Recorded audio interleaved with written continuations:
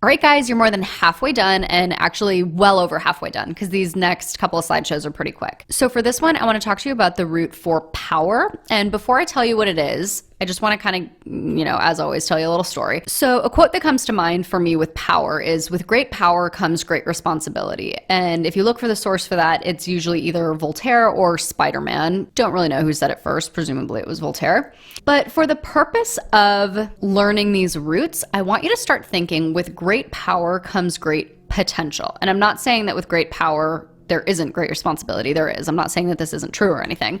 But for the purpose of improving your score on the SAT and learning all these roots and becoming a more educated, erudite person, I want you to start thinking with great power comes great potential, because that root potens means powerful or able to. So power and potential, linguistically, they go hand in hand, much more than power and responsibility do. Power and potential basically mean the same thing as far as etymology is concerned. And if you start associating poten with power, it's going to open up a lot of words for you, like plenipotentiary, potent, omnipotent, impotent, potentate, potential, potentiate, potentiometer, a lot of different words. If I'm going to go through plenipotentiary here in a second, but if you see the word potent, it's basically just saying it's very powerful. Often you'll hear that word with medication. It's a very potent medication. It's a potent drug.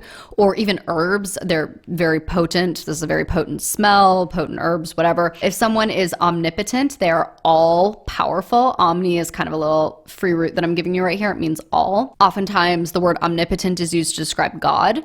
So anyway, that's just a couple of these words. Let's go through plenipotentiary in a little bit more detail. So if you watched kind of the trailer for the masterclass, I actually talk about this word in a little bit more detail. I talk about how I was studying for the GRE and I saw this word for the first time. It could be anywhere. I happened to see it when I was studying for the GRE.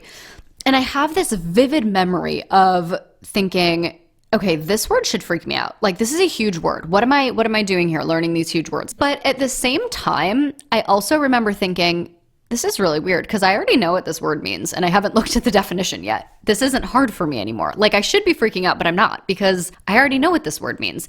And I knew what it meant because I knew that the root plen meant full of. If you think of something that's plentiful, it's, full of whatever's in it. And I knew that the root poten meant powerful. So before I even looked at the definition, I knew that the word plenipotentiary meant that someone or something was full of power. And lo and behold, a plenipotentiary is someone who is full of power. More specifically, it's someone who has the full power of his or her government. It's like a diplomat. When you read Ahead of Her Time, I dropped this word to describe Marcus. He was the Roman plenipotentiary in Caesar's absence. So yes, with great power comes great responsibility. It absolutely does. But for the purpose of learning your roots, I want you to think with great power comes great potential, because that poten root means power. So with great power comes great potential, and all of those poten words will very quickly open up to you. All right, here are the images credit. I'll see you in the next video.